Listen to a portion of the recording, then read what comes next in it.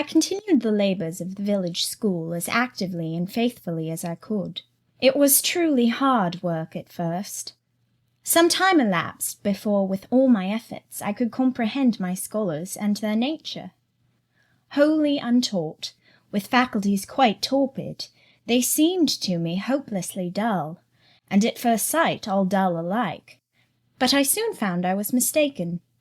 There was a difference amongst them as amongst the educated, and when I got to know them, and they me, this difference rapidly developed itself. Their amazement at me, my language, my rules and ways, once subsided, I found some of these heavy-looking, gaping rustics wake up into sharp-witted girls enough. Many showed themselves obliging, and amiable too, and I discovered amongst them not a few examples of natural politeness and innate self-respect, as well as of excellent capacity, that won both my good-will and my admiration.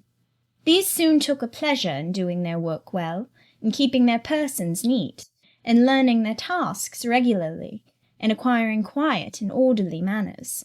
The rapidity of their progress, in some instances, was even surprising, and an honest and happy pride I took in it.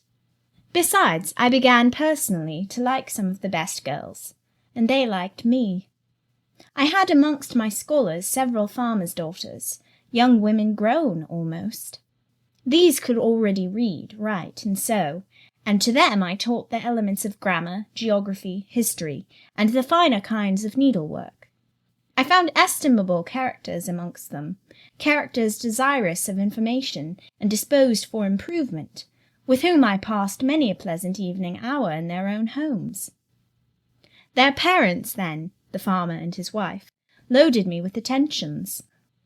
There was an enjoyment in accepting their simple kindness, and in repaying it by a consideration, a scrupulous regard to their feelings, to which they were not, perhaps, at all times accustomed, and which both charmed and benefited them, because while it elevated them in their own eyes, it made them emulous to merit the deferential treatment they received.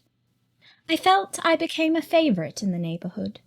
Whenever I went out, I heard on all sides cordial salutations, and was welcomed with friendly smiles. To live amidst general regard, though it be but the regard of working people, is like sitting in sunshine, calm and sweet. Serene inward feelings bud and bloom under the ray. At this period of my life, my heart far oftener swelled with thankfulness than sank with dejection.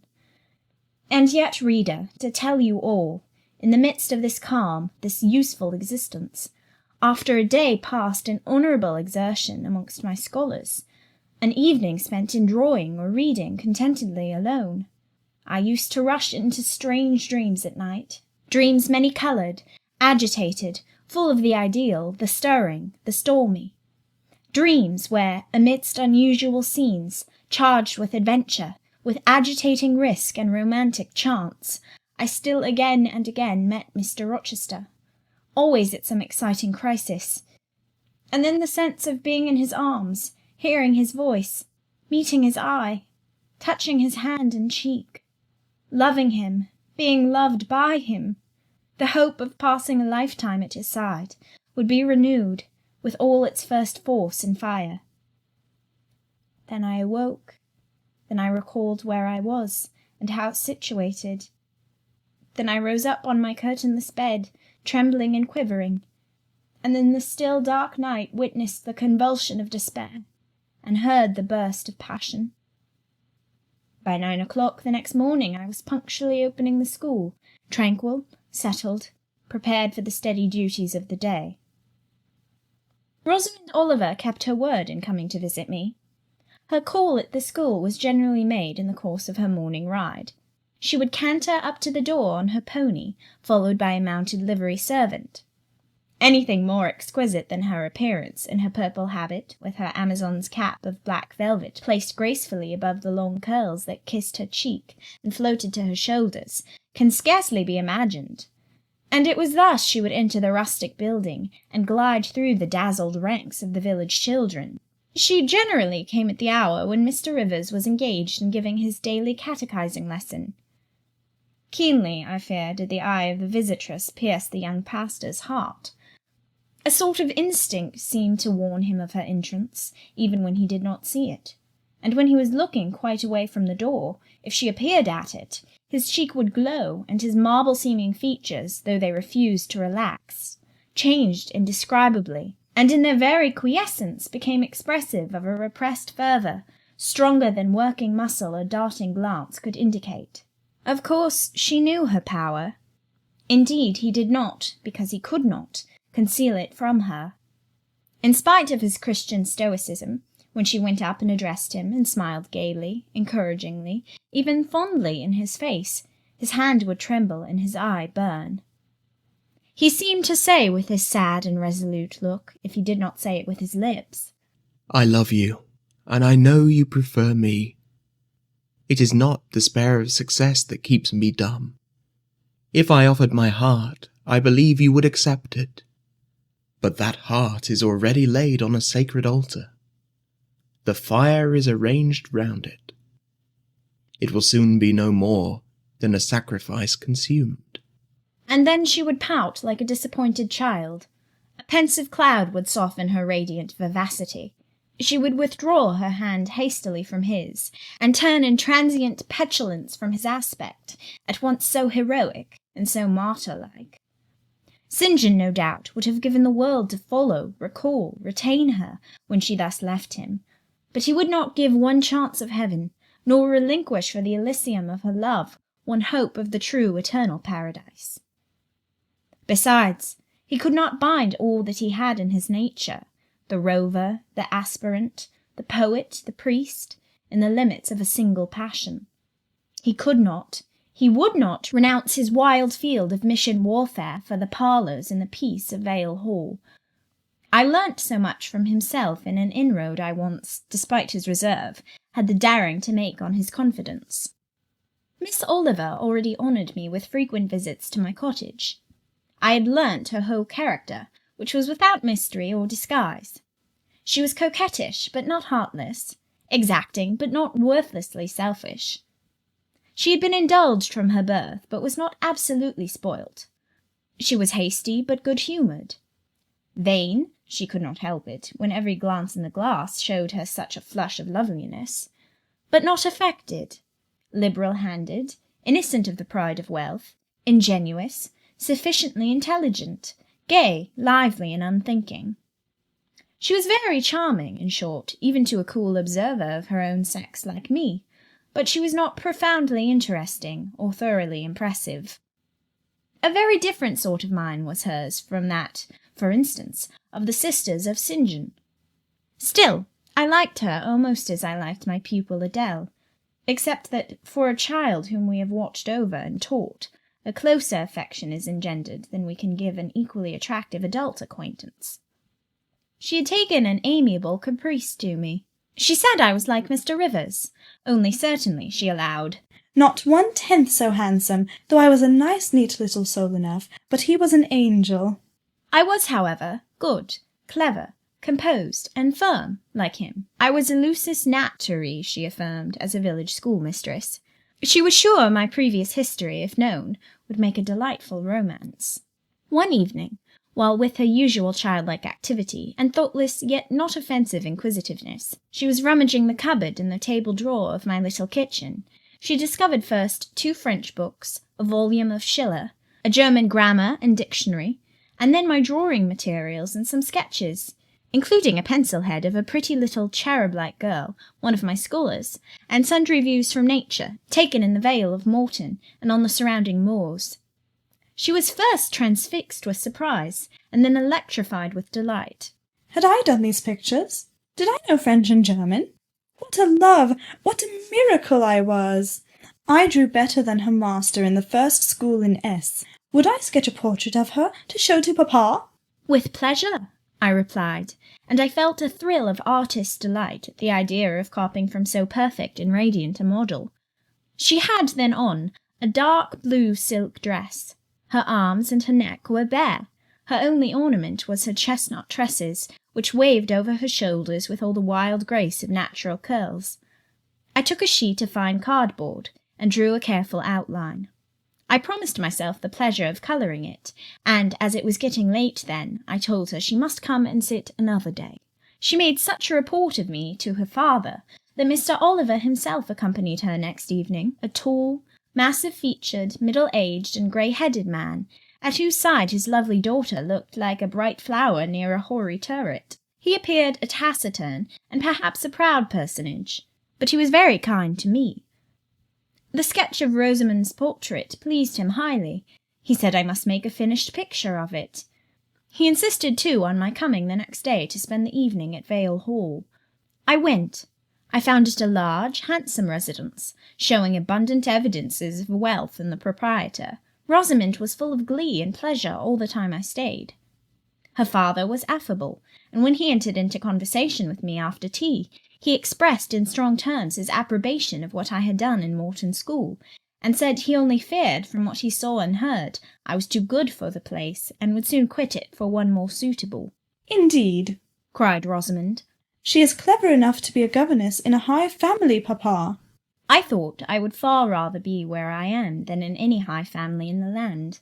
Mr. Oliver spoke of Mr. Rivers, of the Rivers family, with great respect. He said it was a very old name in that neighbourhood, that the ancestors of the house were wealthy, that all Morton had once belonged to them, that even now he considered the representative of that house might, if he liked, make an alliance with the best. He accounted it a pity that so fine and talented a young man should have formed the design of going out as a missionary. It was quite throwing a valuable life away. It appeared, then, that her father would throw no obstacle in the way of Rosamond's union with St. John. Mr. Oliver evidently regarded the young clergyman's good birth, old name, and sacred profession as sufficient compensation for the want of fortune. It was the 5th of November, and a holiday. My little servant, after helping me to clean my house, was gone, well satisfied with the fee of a penny for her aid. All about me was spotless and bright, scoured floor, polished grate, and well-rubbed chairs. I had also made myself neat, and had now the afternoon before me to spend as I would. The translation of a few pages of German occupied an hour. Then I got my palette and pencils, and fell to the more soothing, because easier, occupation of completing Rosamond Oliver's miniature. The head was finished already. There was but the background to tint, and the drapery to shade off. A touch of carmine, too, to add to the ripe lips. A soft curl here and there to the tresses. A deeper tinge to the shadow of the lash under the azured eyelid. I was absorbed in the execution of these nice details, when, after one rapid tap, my door unclosed, admitting St. John Rivers. "I am come to see how you are spending your holiday," he said. "Not, I hope, in thought." "No, that is well. While you draw, you will not feel lonely. You see, I mistrust you still, though you have borne up wonderfully so far. I have brought you a book for evening solace." And he laid on the table a new publication, a poem, one of those genuine productions so often vouchsafed to the fortunate public of those days, the golden age of modern literature. Alas, the readers of our era are less favoured. But courage, I will not pause either to accuse or repine. I know poetry is not dead, nor genius lost, nor has Mammon gained power over either to bind or slay. They will both assert their existence, their presence, their liberty and strength again one day. Powerful angels safe in heaven, they smile when sordid souls triumph and feeble ones weep over their destruction. Poetry destroyed, genius banished. No. Mediocrity, no. Do not let envy prompt you to the thought. No, they not only live, but reign and redeem, and without their divine influence spread everywhere, you would be in hell, the hell of your own meanness. While I was eagerly glancing at the bright pages of Marmion, for Marmion it was, St. John stooped to examine my drawing. His tall figure sprang erect again with a start. He said nothing. I looked up at him. He shunned my eye. I knew his thoughts well, and could read his heart plainly. At the moment I felt calmer and cooler than he. I had then temporarily the advantage of him, and I conceived an inclination to do him some good, if I could. With all his firmness and self-control, thought I, he tasks himself too far. looks every feeling and pang within, expresses, confesses, imparts nothing. I am sure it would benefit him to talk a little about this sweet Rosamond, whom he thinks he ought not to marry. I will make him talk. I said at first, 'Take a chair, Mr. Rivers.' But he answered, as he always did, that he could not stay. 'Very well,' I responded mentally. 'Stand if you like, but you shall not go just yet. I am determined. Solitude is at least as bad for you as it is for me. I'll try if I cannot discover the secret spring of your confidence, and find an aperture in that marble breast through which I can shed one drop of the balm of sympathy.' 'Is this portrait like?' I asked bluntly. 'Like? Like whom? I did not observe it closely.' 'You did, Mr. Rivers.' He almost started at my sudden and strange abruptness. He looked at me astonished. 'Oh, that is nothing yet,' I muttered within. 'I don't mean to be baffled by a little stiffness on your part. I'm prepared to go to considerable lengths.' I continued. 'You observed it closely and distinctly, but I have no objection to your looking at it again.' And I rose, and I placed it in his hand. 'A well-executed picture,' he said. 'Very soft, clear colouring, very graceful and correct drawing.' 'Yes, yes, I know all that. But what of the resemblance? Who is it like?' Mastering some hesitation, he answered, 'Miss Oliver, I presume.' 'Of course. And now, sir, to reward you for the accurate guess, I will promise to paint you a careful and faithful duplicate of this very picture, provided you admit that the gift would be acceptable to you. I don't wish to throw away my time and trouble on an offering you would deem worthless.' He continued to gaze at the picture. The longer he looked, the firmer he held it, the more he seemed to covet it. 'It is like,' he murmured.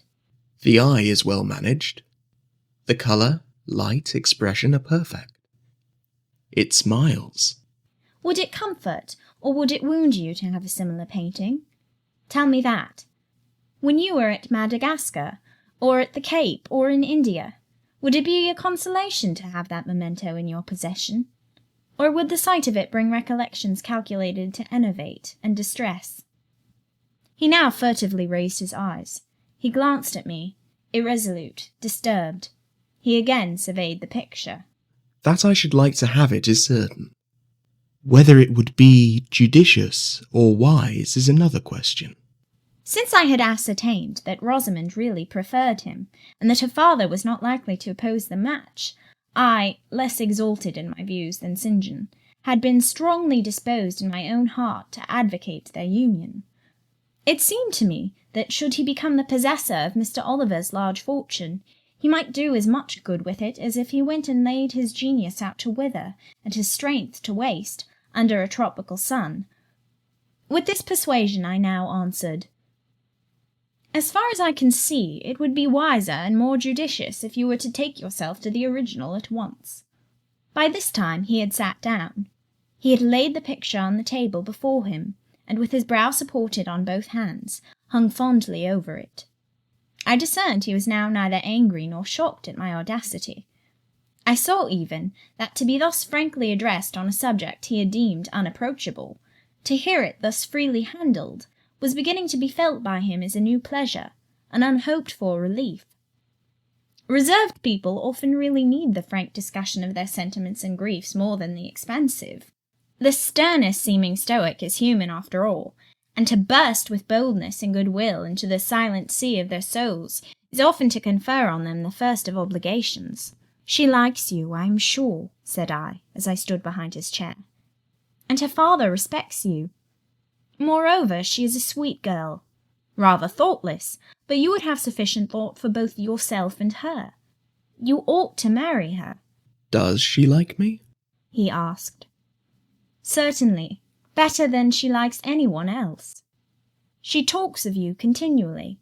There is no subject she enjoys so much or touches upon so often.'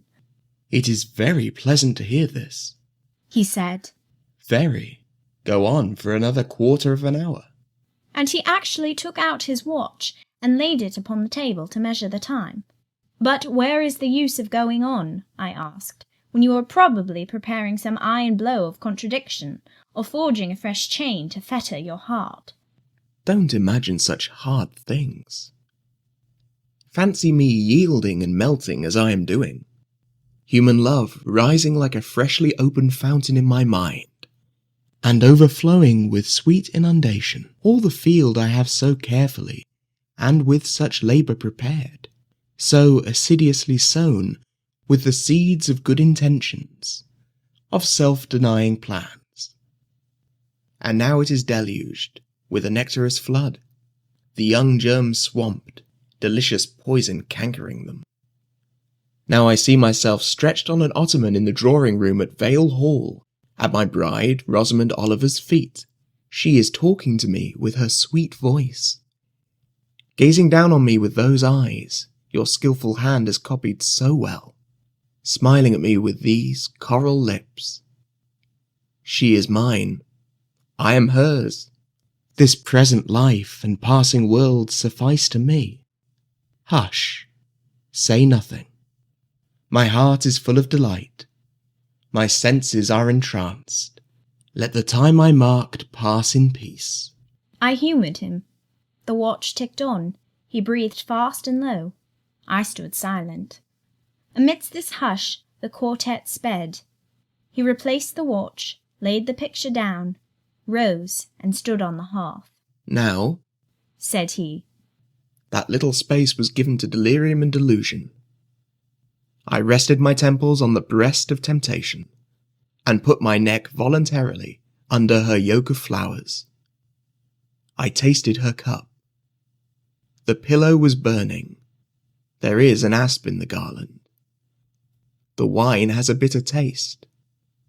Her promises are hollow, her offers false. I see and know all this. I gazed at him in wonder. It is strange, pursued he, that while I love Rosamond Oliver so wildly, with all the intensity indeed of a first passion, the object of which is exquisitely beautiful, graceful, fascinating, I experience at the same time a calm, unwarped consciousness that she would not make me a good wife, that she is not the partner suited to me, that I should discover this within a year after marriage, and that to 12 months' rapture would succeed a lifetime of regret. This I know.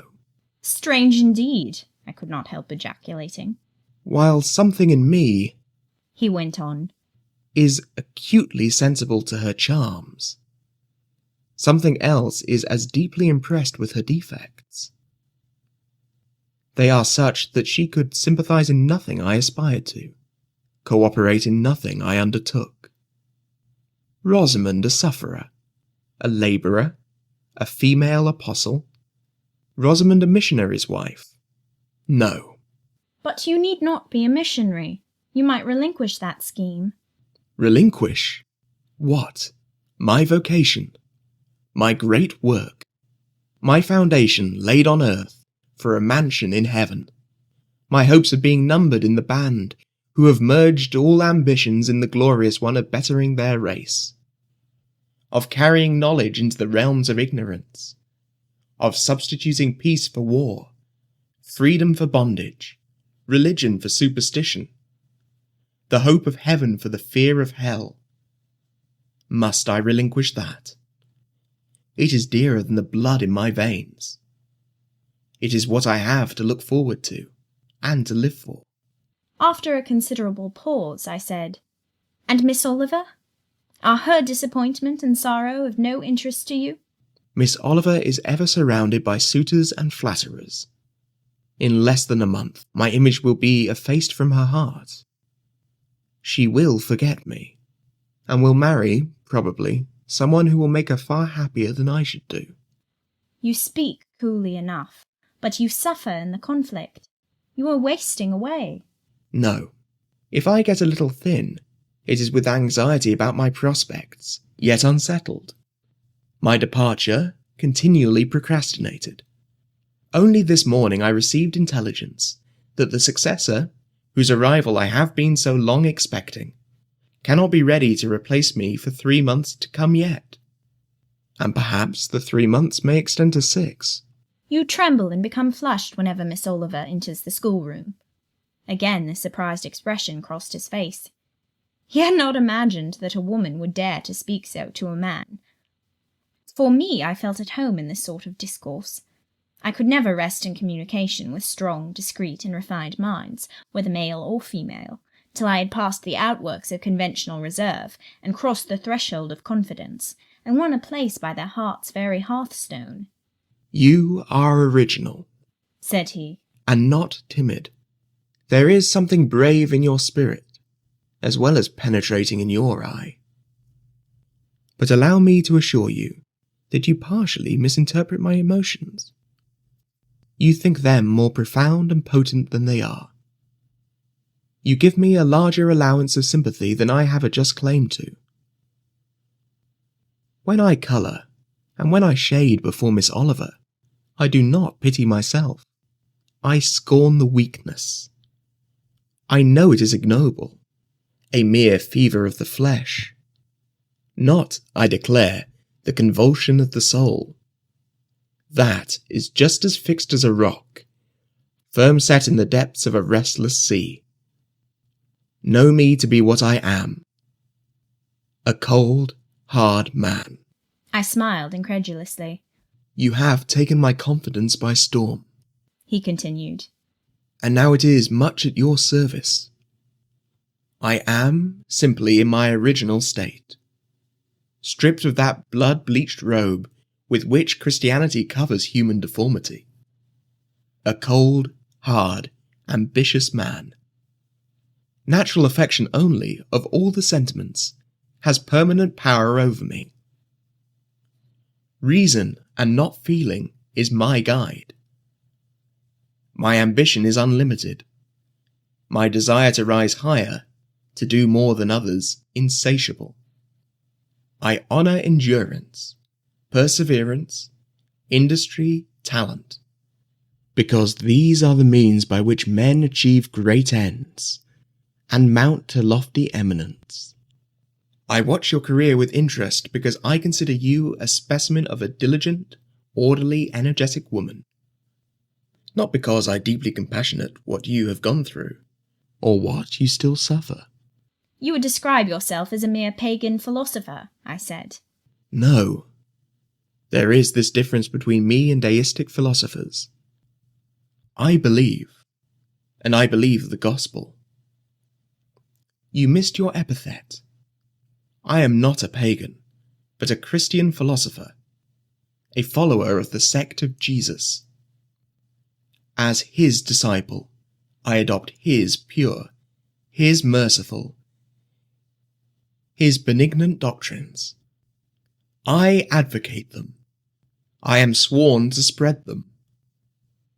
One in youth to religion, she has cultivated my original qualities thus. From the minute germ, natural affection, she has developed the overshadowing tree, philanthropy. From the wild, stringy root of human uprightness, she has reared a due sense of the divine justice. Of the ambition to win power and renown for my wretched self, she has formed the ambition to spread my Master's kingdom, to achieve victories for the standard of the cross. So much has religion done for me, turning the original materials to the best account, pruning and training nature. But she could not eradicate nature, nor will it be eradicated, till this mortal shall put on immortality. Having said this, he took his hat, which lay on the table beside my pallet. Once more he looked at the portrait. She is lovely, he murmured. She is well named the Rose of the World indeed. And may I not paint one like it for you? Cui bono? No. He drew over the picture the sheet of thin paper on which I was accustomed to rest my hand in painting, to prevent the cardboard from being sullied. What he suddenly saw on this blank paper it was impossible for me to tell. but something had caught his eye. He took it up with a snatch. He looked at the edge, then shot a glance at me, inexpressibly peculiar and quite incomprehensible, a glance that seemed to take and make note of every point in my shape, face, and dress, for it traversed all, quick, keen as lightning. His lips parted as if to speak, but he checked the coming sentence, whatever it was.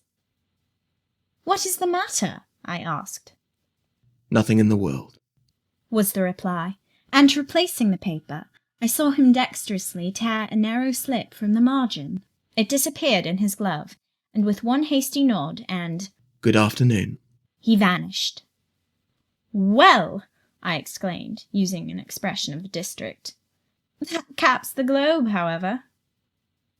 I in my turn scrutinized the paper, but saw nothing on it save a few dingy stains of paint where I had tried the tint in my pencil.